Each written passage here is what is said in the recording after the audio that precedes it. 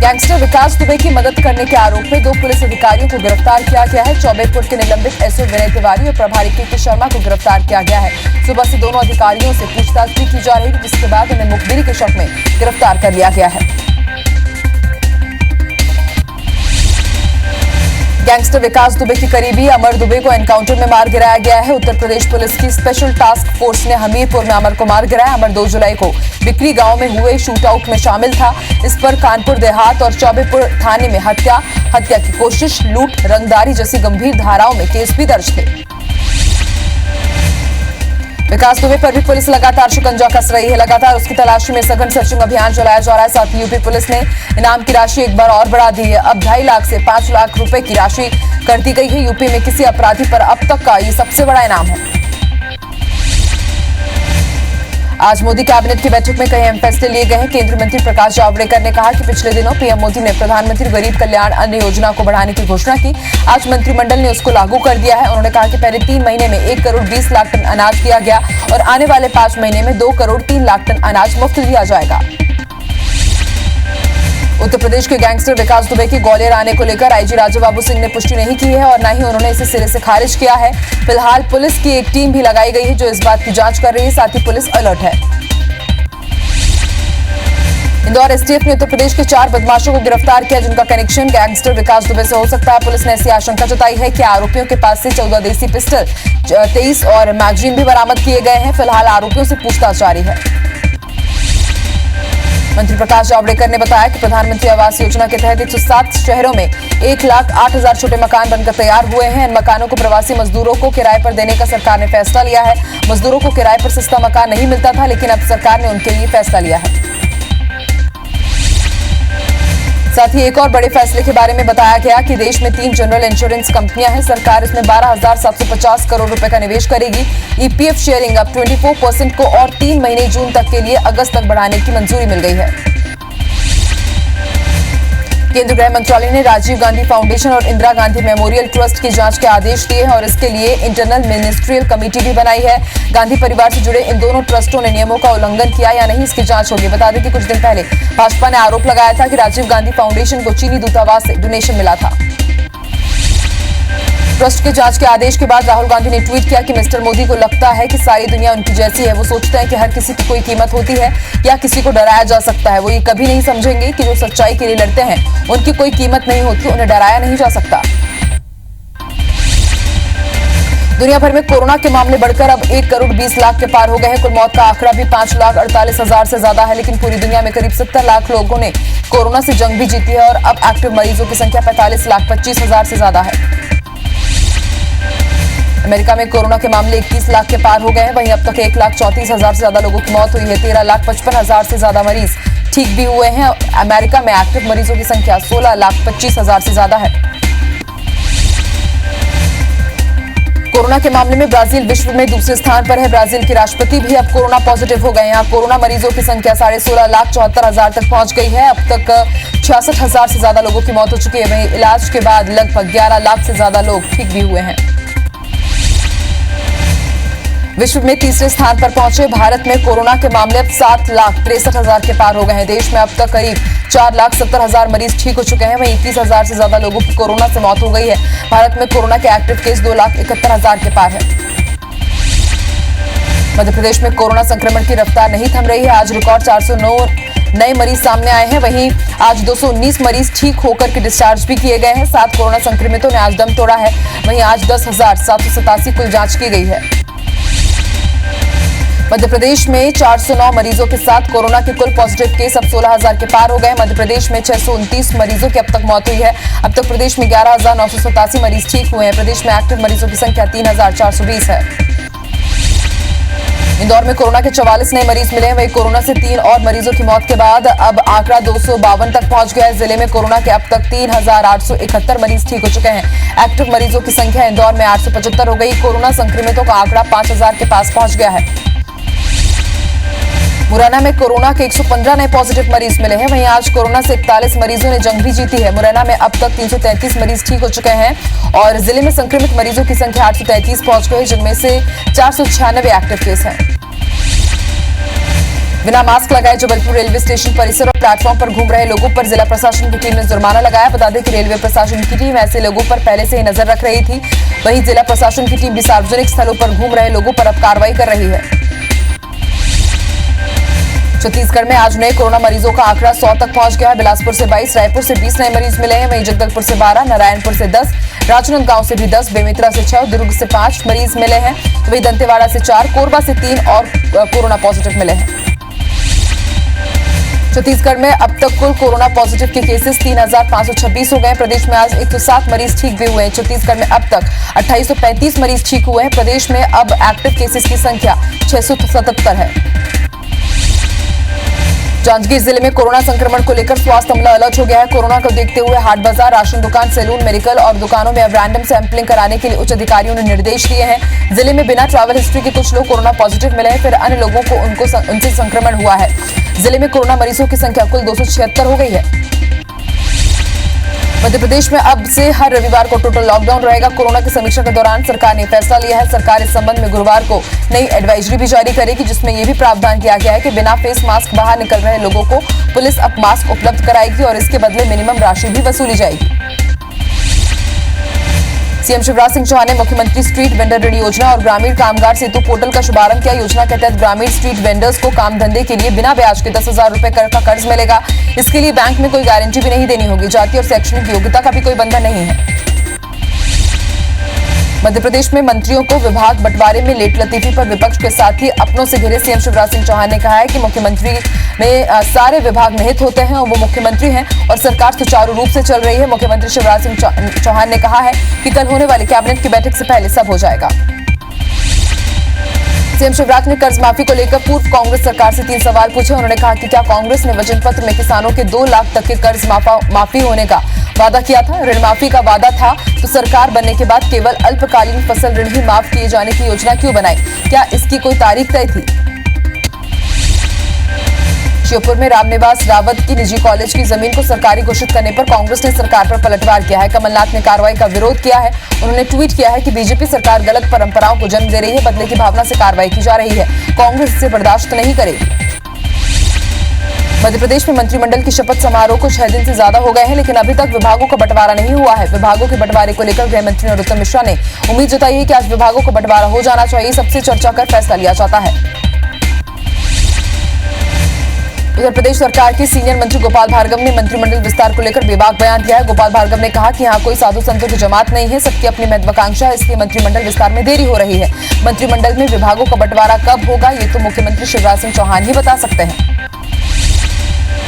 MP के पूर्व मंत्री डॉक्टर गोविंद सिंह ने आरोप लगाया कि सिंधिया और शिवराज सिंह चौहान में सौदेबाजी हुई थी, जिसके कारण सिंधिया शिवराज सिंह से अब गलत काम करा रहे हैं। डॉक्टर गोविंद सिंह ने यह भी कहा कि सिंधिया ग्वालियर में 1000 करोड़ रुपए से ज्यादा कीमत की जमीन हड़पना चाहते हैं। सिंधिया के गलत कामों को कमलनाथ ने ठुकरा दिया था, इसलिए सिंधिया ने सरकार गिरा दी।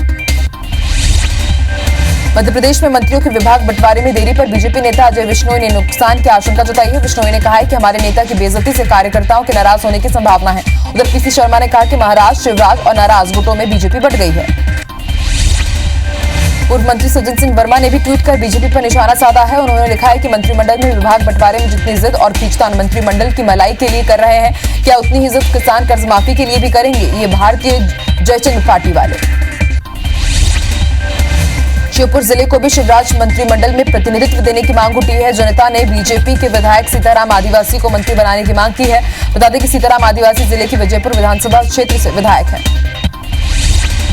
सावेर विधानसभा में लगातार कार्यकर्ता कांग्रेस छोड़कर भाजपा में शामिल हो रहे हैं। आज भी 60 से ज्यादा कांग्रेसी कार्यकर्ताओं ने बीजेपी की सदस्यता ली। इन कार्यकर्ताओं में कई पूर्व सरपंच और उप सरपंच जो तुलसी सिलावट के नेतृत्व में भाजपा में शामिल हो चुके हैं। सावेर विधानसभा में अब तक करीब 1000 से ज्यादा कार्यकर्ता कांग्रेस छोड़कर भाजपा में शामिल हुए हैं। कैबिनेट मंत्री बिसाहुलाल सिंह ने कांग्रेस पर हमला बोला है। उन्होंने कांग्रेस की सरकार गिरने के पीछे दिग्विजय सिंह को जिम्मेदार बताया है। उन्होंने कहा कि कांग्रेस पार्टी अब इंदिरा और राजीव गांधी वाली पार्टी नहीं रह गई है। बता दें कि मंत्री बिसाहुलाल अल्प प्रवास पर उमरिया पहुंचे थे।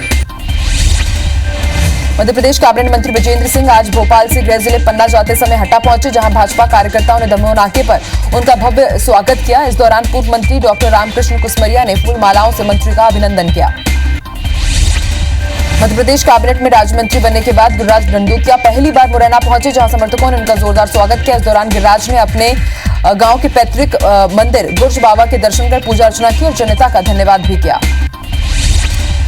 रतलाम में जिला कांग्रेस और महिला कांग्रेस सेवा दल ने मंत्री तुलसी सिलावट का पुतला फूका, वहीं जमकर नारेबाजी भी की। कांग्रेस का कहना है कि इंदौर में मंत्री सिलावट से एक छात्रा के सवाल करने के बाद मंत्री समर्थकों ने उस पर अभद्र टिप्पणी कर ट्रोल किया था, इसलिए वो ये प्रदर्शन कर रहे हैं। पूर्व लोकसभा अध्यक्ष सुमित्रा महाजन ने रेल मंत्री पीयूष गोयल को पत्र लिखकर नाराजगी जाहिर की है। उन्होंने लिखा कि रेलवे इंदौर की अनदेखी कर रहा है, कई रेलगाड़ियों को बंद किया है, साथ ही बड़े प्रोजेक्ट पर भी रोक लगाई गई है। इंदौर सांसद शंकर लालवानी का कहना है कि उन्होंने भी रेल मंत्री को परेशानियों से अवगत कराया है। एनएसयूआई मध्य प्रदेश में आगामी उपचुनाव को लेकर युवाओं की समस्या को जानने के लिए राज्य सरकार के खिलाफ मोर्चा खोलने के लिए राज्य की सभी 24 विधानसभा सीटों पर परिवर्तन अभियान चलाएगी। अभियान के माध्यम से युवाओं को संगठन से जोड़ने के साथ ही उनकी समस्याओं को भी उठाया जाएगा। एबीवीपी ने कोरोना काल में छात्रों से ट्यूशन फीस के अलावा बिल्डिंग और वेलफेयर चार्ज वसूली के विरोध में जबलपुर के हितकारिणी लॉ कॉलेज में आज जमकर हंगामा किया। नारेबाजी करते हुए कॉलेज में तालाबंदी की कोशिश की गई, हालांकि पुलिस की मुस्तैदी से तालाबंदी नहीं हो पाई। इंदौर में निकाय चुनाव के लिए जिला निर्वाचन विभाग ने वोटर लिस्ट जारी कर दी है। इधर बीजेपी मतदाता सूची में गड़बड़ी का आरोप लगा रही है। बीजेपी का कहना है कि कांग्रेस के कहने पर हमारे वोटर्स के नाम हटा दिए गए हैं, जिस पर कांग्रेस ने कहा है कि बीजेपी हार के डर से ऐसे बयान दे रही है। छत्तीसगढ़ के सीएम भूपेश बघेल ने ट्वीट कर अपनी मां को याद किया। सीएम ने ट्वीट कर लिखा कि मां को पंचतत्व में विलीन हुए आज 1 वर्ष हो गए हैं, सिर्फ स्मृतियां ही शेष है। इस पोस्ट के साथ ही सीएम भूपेश बघेल ने अपनी मां के साथ एक फोटो भी शेयर की है। मुख्यमंत्री भूपेश बघेल से अनबन की बात को मंत्री सिंहदेव ने खारिज कर दिया है। उन्होंने कहा कि जयपुरी की जोड़ी से कोई दिक्कत नहीं है और बीजेपी के पास कोई मुद्दा नहीं होने की बात कहते हुए कुछ और देखने के लिए उन्होंने कहा है। छत्तीसगढ़ में कोरोना काल में अभी तक नहीं शुरू हुए स्कूल पाठ्यक्रम में अब कटौती की जाएगी। स्कूली शिक्षा विभाग कटौती के काम में जुट गया है। मंत्री प्रेमसाय सिंह टेकाम ने कहा है कि स्कूल खुलने में देरी होने के लिए अब सिलेबस में कटौती किए जाने के संकेत हैं। छत्तीसगढ़ के बस ऑपरेटर्स बस सेवा बंद करने का बड़ा फैसला ले सकते हैं। यात्रियों की संख्या बेहद कम होने के चलते उनकी चिंता बढ़ गई है। ऐसे हालात में डीजल का खर्च भी नहीं निकलने से परेशानी हो रही है। राजनांदगांव के व्यापारियों ने पुरानागंज चौक पर लगे बैरिकेड्स को हटाने की मांग की है। पार्षद के नेतृत्व में क्षेत्र में व्यापारियों ने मोर्चा खोल दिया। व्यापारियों ने कहा कि बैरिकेड के बंद होने से उनकी दुकानदारी प्रभावित हो रही है, इस वजह से इस एरिया को अब खोला जाए। बिलासपुर कांग्रेस भवन में हुए लाठीचार्ज मामले में आज एक बार फिर से कांग्रेस नेताओं का क्रॉस एग्जामिनेशन नहीं हो पाया। कोर्ट ने 10 जुलाई तक सुनवाई बढ़ा दी है। अब 10 जुलाई को मामले में कांग्रेस नेताओं का क्रॉस एग्जामिनेशन होगा। कांग्रेस नेताओं का कहना है कि वो दोषियों को सजा दिलाकर रहेंगे। बिलासपुर के महाधिवक्ता कार्यालय में कल से दोबारा कामकाज शुरू हो जाएगा। महाधिवक्ता सतीश चंद्र वर्मा ने कल से सभी कर्मचारियों और लॉ ऑफिसर्स को कार्यालय में आने का आदेश जारी कर दिया। आदेश में कोरोना गाइडलाइंस का पालन करने के लिए निर्देशित किया गया है। ग्वालियर शहर के रिहायशी क्षेत्रों में ज्वलनशील सामान के गोदामों में मामले में हाईकोर्ट ने अहम आदेश दिया है। कोर्ट ने कलेक्टर, निगम कमिश्नर और पुलिस अधीक्षक को 3 महीने के भीतर नेशनल बिल्डिंग कोड और मध्य प्रदेश भूमि विकास नियम के प्रावधानों का पालन कराने के निर्देश दिए हैं। जबलपुर में 2 पुलिसकर्मियों को एसपी ऑफिस के सामने खुलेआम शराब पीना महंगा पड़ गया है। सोशल मीडिया में वीडियो वायरल होने पर एसपी सिद्धार्थ बहुगुणा ने दोनों आरक्षकों को सस्पेंड कर दिया है। ये दोनों आरक्षक पुलिस लाइन थाने में पदस्थ थे। पुलिस ने बलरामपुर जिले के चलगली थाना क्षेत्र के नया पारा में हत्यारे पति को गिरफ्तार कर जेल भेज दिया है। आरोपी पांडू राम खोडाकू ने शराब के नशे में हुए विवाद में पत्नी की हत्या कर दी थी। सूचना पर पुलिस मौके पर पहुंचकर आरोपी पति को गिरफ्तार कर चुकी है। सरायपाली थाना क्षेत्र के ग्राम नुनपानी में एक युवक ने टंगिया से वार कर बुजुर्ग को मौत के घाट उतार दिया। पुलिस ने आरोपी को गिरफ्तार कर लिया है। मृतक का दोष इतना ही था कि वो आरोपी के बरामदे में जाकर सो जाया करता था। इसी बात पर विवाद हुआ और आरोपी ने बुजुर्ग की हत्या कर दी। बेमेतरा के ग्राम केशतरा में बकरियों को बाड़ी में चराने को लेकर हुए विवाद में पोता ने धारदार हथियार से दादा पर वार कर उनकी हत्या कर दी। बुजुर्ग की मौके पर ही मौत हो गई। बताया जा रहा है कि पहले से ही पारिवारिक विवाद चल रहा था। घटना नानघाट थाना क्षेत्र के चंदनू चौकी की है। मुंगेली के पथरिया के वार्ड क्रमांक 15 में एक युवक की हत्या करने का मामला सामने आया है, जहां बांधा तालाब में बीती रात मृतक हरिशंकर जायसवाल और आरोपी दुर्गेश श्रीवास के बीच नशे में विवाद हुआ था। आरोपी के टंगिया से हमला करने पर हरिशंकर की मौके पर ही मौत हो गई। वहीं आरोपी दुर्गेश श्रीवास ने हत्या करने के बाद थाने में सरेंडर कर अपना गुनाह कबूल कर लिया। केशकाल थाने के ग्राम तेंदू भाटा में विवाह को लेकर हुए विवाद में युवक ने अपने बड़े भाई पर कुल्हाड़ी से वार कर हत्या कर दी। सूचना पर केशकाल पुलिस मौके पर पहुंचकर आरोपी को गिरफ्तार कर चुकी है। वहीं हत्या में प्रयुक्त कुल्हाड़ी को जब्त कर अपराध पंजीबद्ध किया गया। पत्थल गांव में 4 साल की गुमशुदा बच्ची रुचिका का कोई सुराग नहीं लगा है। पुलिस आज सरगुजा के जंगलों में भी खोजबीन कर चुकी है, लेकिन बच्ची का कोई सुराग हाथ नहीं लगा है। बुधवार को सतनामी समाज के लोगों ने पत्थलगांव एसडीओपी को ज्ञापन सौंपकर बच्ची की जल्द तलाश करने की मांग की।